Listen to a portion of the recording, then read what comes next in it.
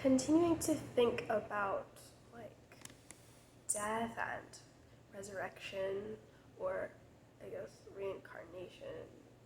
I put it in Christian terms because inveterate Christian, but and then like the concept of ego death, or the idea of like having an ego being a bad thing, and ways in which I think that gets misunderstood, or ways in which I tend to misunderstand it.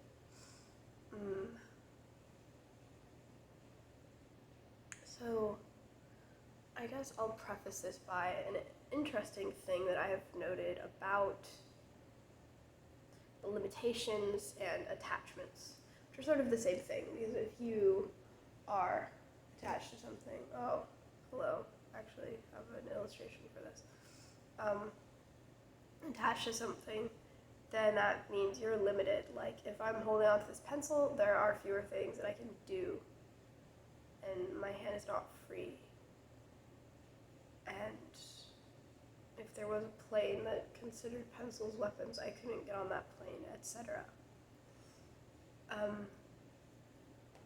And some of our limitations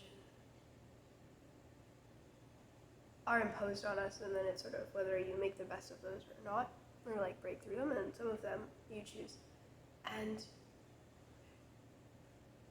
the ones that I choose, it's funny, because sometimes, well, I said this in the other video about, I don't remember, with the notebook with the drawings, but sometimes choosing to limit and like focus and attach somewhere turns out to be like a limitation in the bad sense, and stop me from further developing and further exploring. For instance, considering myself like a writer and someone who liked words, like to the exclusion of, and like not math and not anything else. That is a limitation that I'm letting go of, and it's the classic thing, if I let go of that stubborn attachment, then the world opens up, and I'm like, oh, okay, I can actually engage with these other realms as well. But other attachments, it turns out to be the opposite. It's more of like a creative constraints thing, where paradoxically enough, as soon as I've made the choice, I'm like, okay, this is it, we're going with this, moving forward with this, it's like the rest of the world opens up, and I feel more free.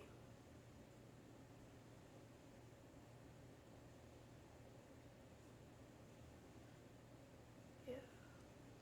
It's maybe too general a way to put it to bring any examples to mind for you, but hopefully not. I guess there's a lot of big life decisions are like this. It's choosing, like, where you, any choice necessarily is a limitation. Yeah. So, like, interestingly enough, some of them feel like bad, and you've got to break out of them, and some of them feel good, and like paradoxically they free you up.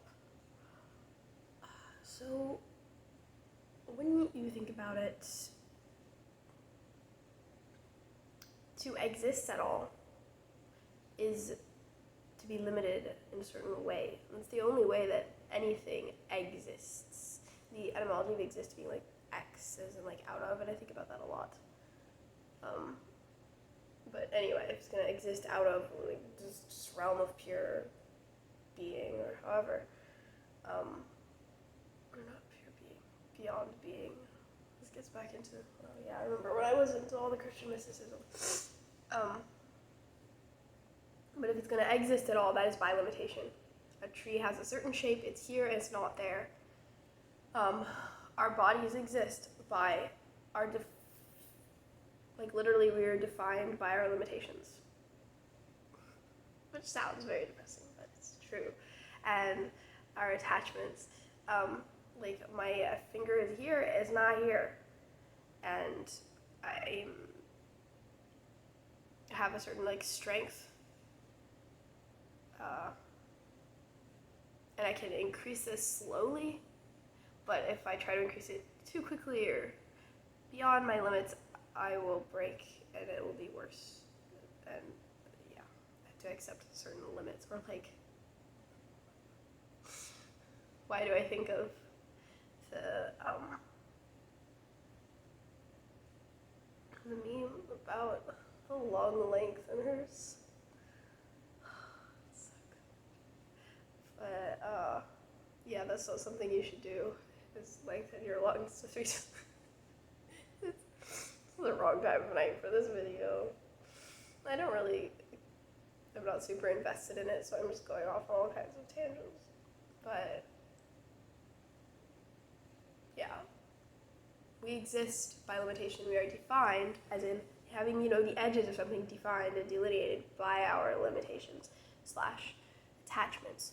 You could say you have certain passions, certain hobbies, certain things that you choose to devote your time to, certain people that you choose to devote yourself to, or maybe a religion or philosophy. Those are all attachments and limitations, and shouldn't you break free of them? And but that's what makes us who we are. So there's this little tension. There's this tension.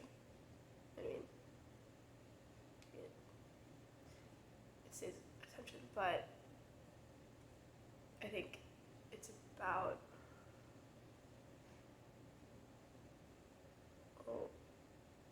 one kind of direction to go is it has to be about timing and moving in and out of attachments / limitations / pushing boundaries at the right pace, and having a sense of proportion and timing, and that there's sort of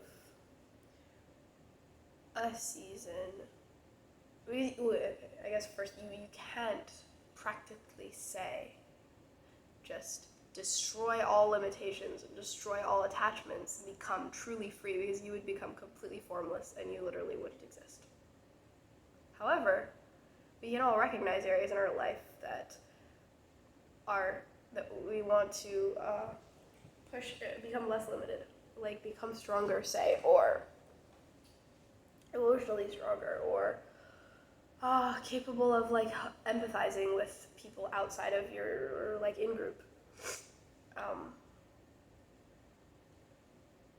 So it's well, how? What is that? And I guess part of it is the timing thing. There's about an equal amount of when it's time to hold on really tight to something, and when that's the appropriate response in order to exist fluidly, and when it's time to let go, and then that's the appropriate response. But as far as I don't know, I guess I believe in attachment theory as well as detachment theory, or however they call it, about not being too attached, right? But then on the converse side, there are many situations in life that I've gone through by being very attached to the right thing at the right time. And it is both. So I guess the negative side of limitation, attachment, and existence, and the burden of existence is, and the ego, I guess from this frame would be if you're stuck in too tight a box, or the Christian concept of the passions, or sins that take us over. It's being stuck in too strict a box, or holding on to one part for too long, and putting too much into that to where you start losing the coherence and the life.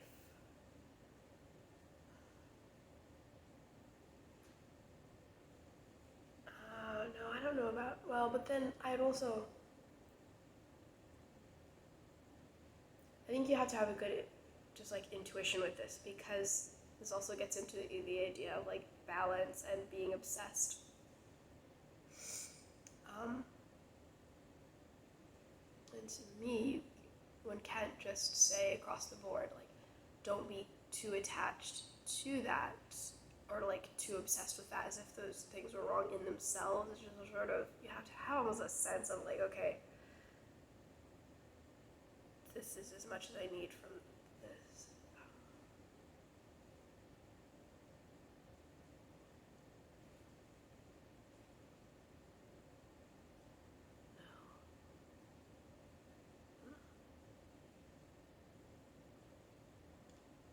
That's not what I mean to say for that.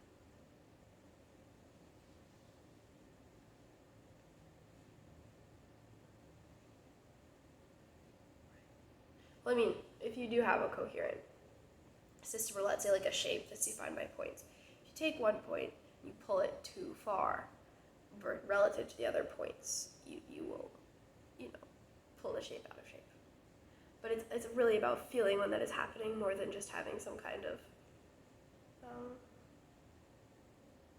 don't know.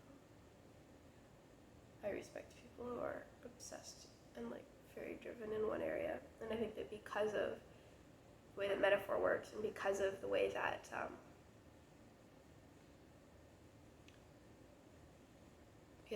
one domain can infinitely, if you pour enough into it, can infinitely expand and become connected to all the others.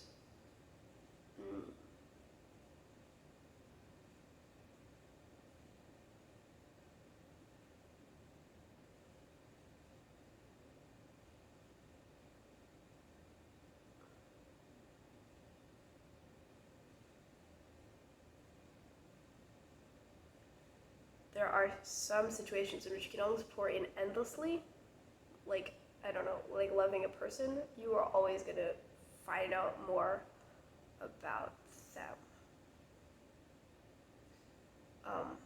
So like almost the more that you focus down on one little aspect, the more that opens up and everything opens up. And you have like a richer and more fulfilling life overall, despite it.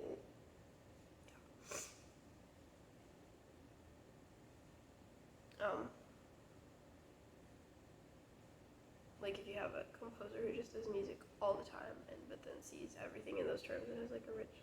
But then sometimes you see that working out, and sometimes you see it not working out. And I guess the key is if the thing that you're pouring yourself into, if that is like porous enough or living enough and flexible enough, that what ends up happening is this interplay between you and that object of the affection and attention and attachment and like the rest of the world, instead of this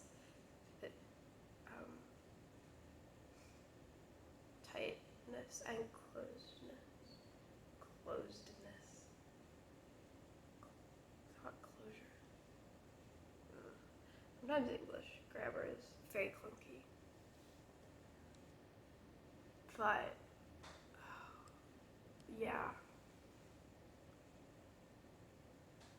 So it's interesting, like, when is an obsession or attachment that looks extreme, when is that healthy, and when is it unhealthy? Or like, you can kind of tell, but what causes that? I don't know. I think it has to do with not being alive enough, and life and flexibility in general. So, because life is change in itself, right? And if you start shutting down too much,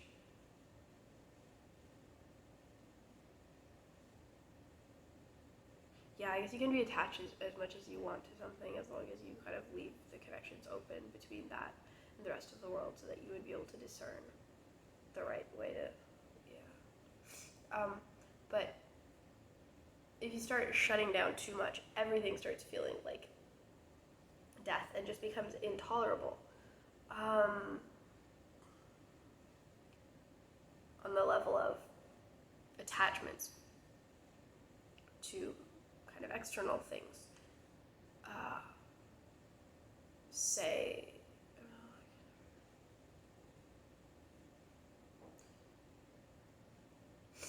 like you're in a relationship that's gonna change from day to day. Maybe you fight, or like they leave the room, you're now less connected with them than you were before.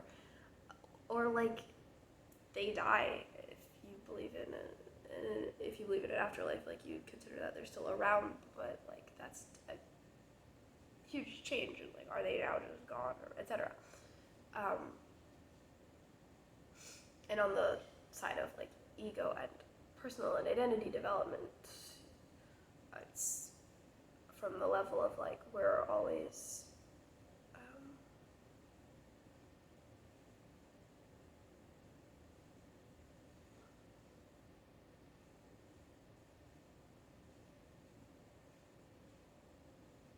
our cells are always changing, and then we move and maybe like convert religions, or like change jobs, or like get a new haircut, and all of that could from one perspective be analyzed as like death and a loss of the self, or from another perspective, if you keep your sense of self like high enough, I guess that would feel just like a transformation, and like coming out of a chrysalis, or like shedding skin and becoming something different. And I guess that the question of death, and also of like universal cataclysms is the same pattern, just writ large.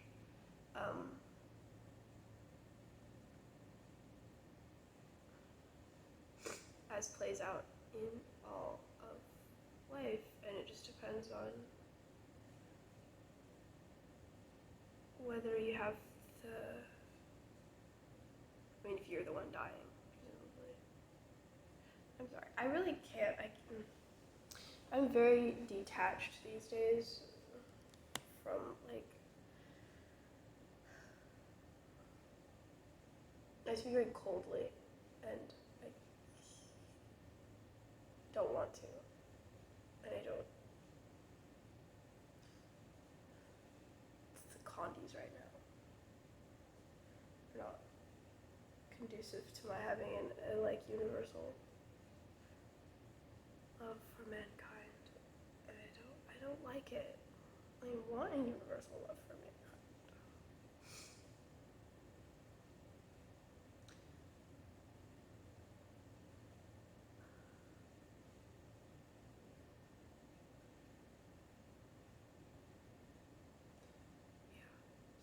There's always patterns of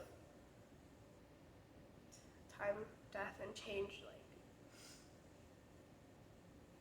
loss / change / death. From a certain perspective, all of these can start to feel like deaths, to where you could lose your sense of coherence in time in general, and it's just like but and from another very, very exalted perspective, you're Pierre Teilhard de Chardin, and you say, if I die, I'll just change state, whatever. Right? And I think his sense of self was resilient enough to hold up to changes and like integrate them.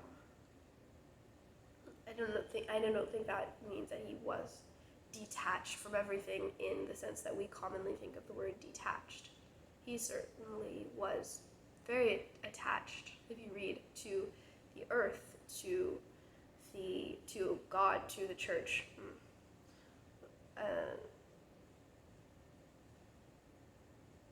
Like very deeply integrated with these things, but just in a way of understanding them as like living and changing systems themselves, so that and perhaps himself as a living and changing and like complex enough system, I guess, that nevertheless stayed consistent, so that like it would feel like, say, he permanently remains himself, and the world permanently remains the world, and his Lord permanently remains, his God and Lord, despite the changes, not because of clinging to like this narrow concept of them, and not because of just saying, okay, forget the whole thing, like I'm just gonna let go of myself, or my sense of self, or my love for this object of love, but rather by like having a flexible enough definition of whatever it is.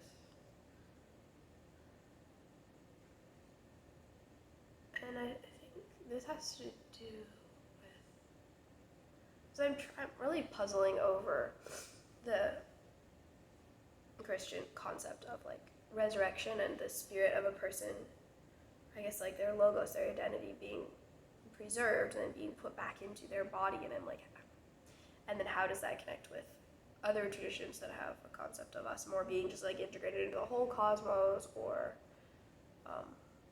reincarnated in some sense, although I think we probably misunderstand that too. I sort of see, because depending on how narrowly you define yourself, could feel like you're losing yourself even if you haven't died. Like, I was gonna go off to college and I felt utter panic, and I was like, no, I'll like never get this back, I'll never be myself again, and things are horrible, and like basically reacting as if I was going to die in a smaller way. It ended up being totally fine.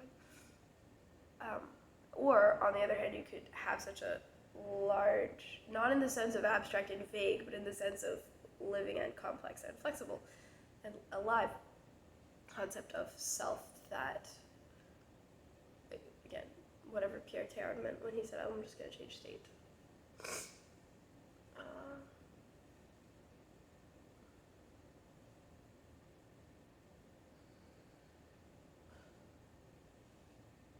I really should not be making this because this cold is still stealing half of my thoughts.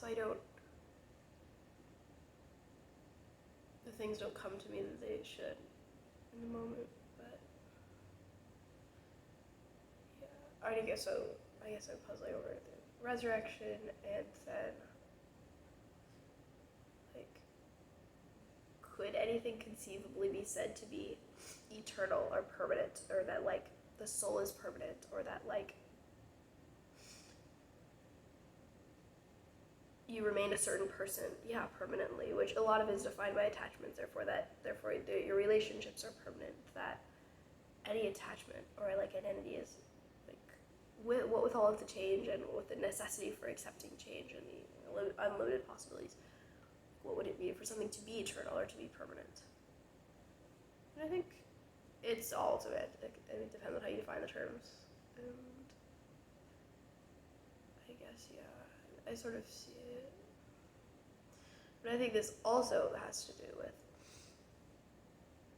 the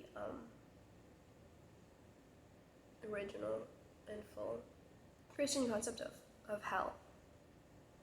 And just like that we all experience, we will all, and I think we all, I mean, there's really no hard line between this life and the next stage or whatever. We all experience the love of God sort of floods the earth and transforms it. And if your soul is open enough, and I guess this would be having to do with like having gone through the ego death necessary and like the becoming a fuller self. Yeah, because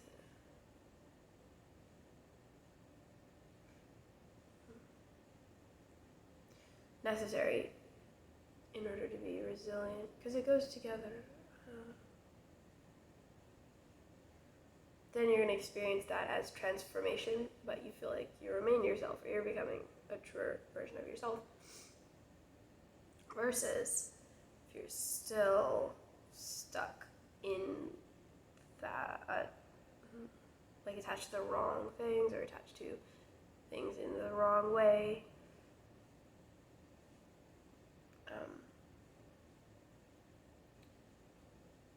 which is like not flexibly enough, I guess.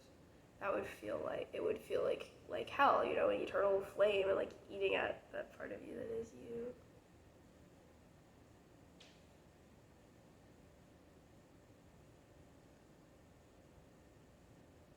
Which is interesting. There is one pattern has to do with identity and attachment, and a term including more and more and more, sort of therefore like rising higher and higher and higher, becoming more expanded and real. That ties together all of these questions about the ego versus the self, and healthy and unhealthy attachments, or whether attachment is healthy or unhealthy, and like the limitations of our identities, and the resurrection / hell, that experience.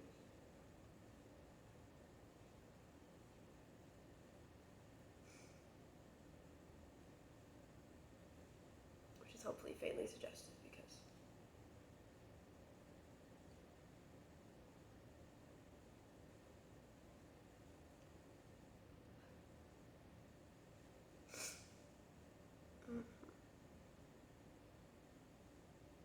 let me see if I can.